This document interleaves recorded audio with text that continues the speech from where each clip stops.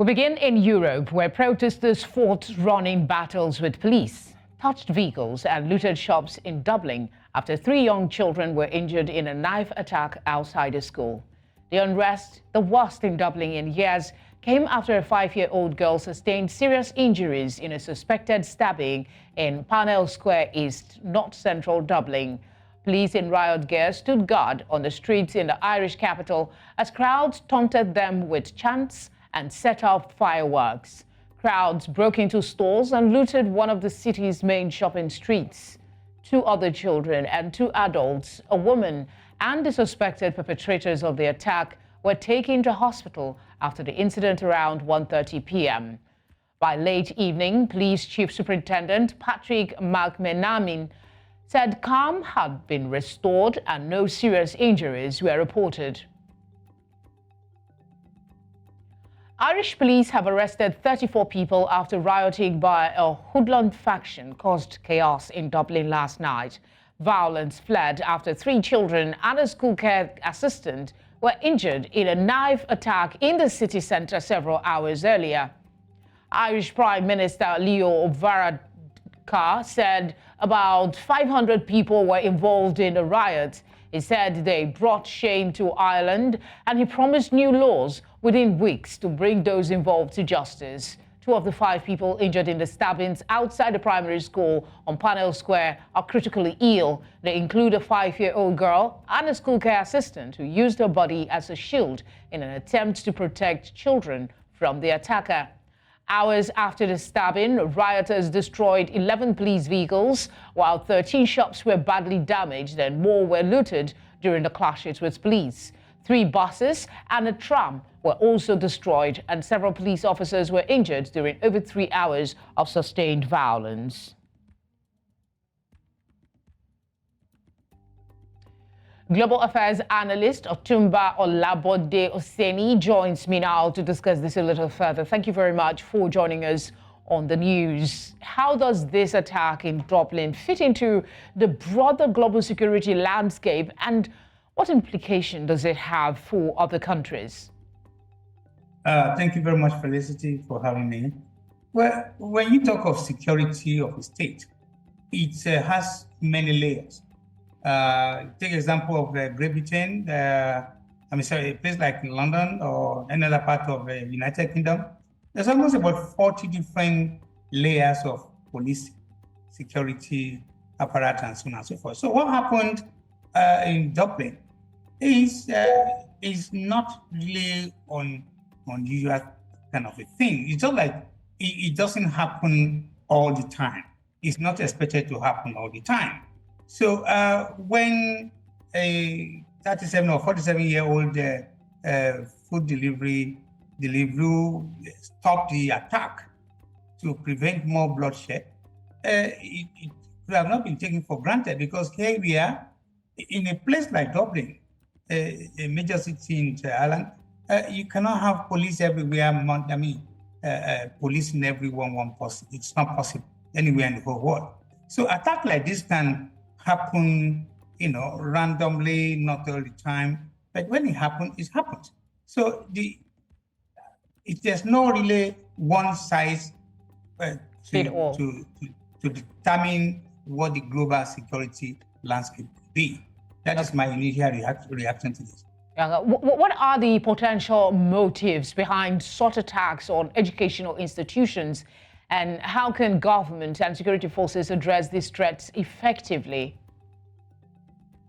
Again, when things like this happen, we are yet to know this attacker, whether he could have come under different profiles. It could be somebody who is mentally derailed. It could be a drunkard. It could be somebody who has a direct connection with the family. It could be anything. And it could also be at the extreme end, a terrorist. So we don't know. We don't know yet, but one person has been charged. But what is charged for is the nitty-gritties of his charges will be revealed when they get to court. So it's going to be very difficult to start to say this is the best way to monitor. Don't forget, in countries like, a place like Dublin, people rely on the cooperation of the ordinary people working with the police. So they have, apart from the few mentally derailed people that are released into the society, an average person supposed to behave himself or herself, supposed to be a law-abiding person, supposed to be somebody who is nice. They don't expect him to, just choose to. But that doesn't seem to be the case. I'd like to get your view on this important issue, the role of social media and online platforms. What role do they play in spreading of extremist ideologies and, inspirations for such unholy attacks? Okay.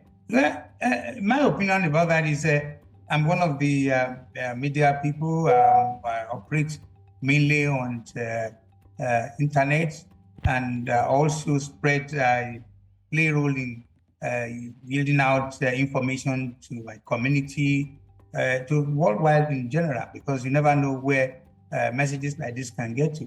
But in terms of the people who are in the media, there's little they can do. That is the truth. Let's face it. They can. I don't see, apart from few media personalities that are in the business of propagating propaganda or propelling issues that are not correct.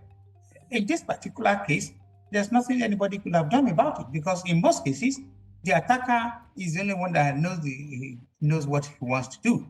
I cannot imagine that he will have gone are the days that when terrorist cells, if they want to attack, they will send a message to a media house or media houses and say, well, in another 10 minutes, tell your people to leave the area because we're about to bomb that particular place. That is gone. You don't have that anymore.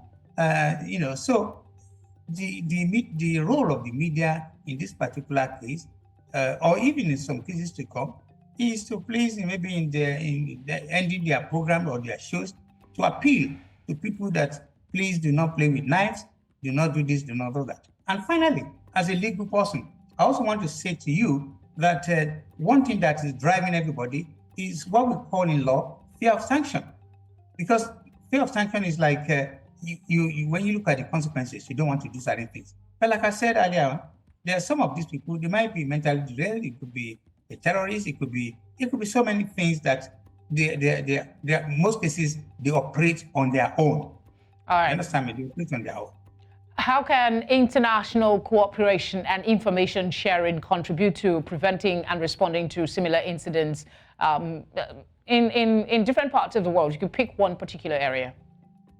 Well, let's take the one of the example I gave. If it were to turn out to be this is an act of terrorism, then in the process of grilling, in the process of getting more information out of this attacker, then the information can then be processed, can then be shared, can then be sent around all over the world to prevent, because he might not be alone, he might have one or two other people. And also, this needs to be said, and I'm not afraid to say this. If you look at the aftermath of the attack going on in the Middle East, the probability of the aftermath, it could be anything. People are angry. Some people are just desperate to want to perpetuate atrocities in different form or format. So it is a difficult one, and the police will tell you they're doing everything possible, because it's very difficult. We have almost about 3-point-something billion human beings all over the place. It's difficult, but not impossible. No, it is not impossible. But then again, like I said, the only time the police want to work with other police all over is if they find out if it is an internal issue. So, for example, this person knows the family. You don't spread that kind of thing to anywhere. You just want to contain and work on that. So, unless otherwise it is something that is international linked, and that would be if it is a case of a terrorism. Yes, they will have to probe him, get more information, get him connected to who he's working with, his group, his cell, and all that kind of thing. And that might be a good opportunity. Thank you very much for speaking with us. Thank you very much for having me.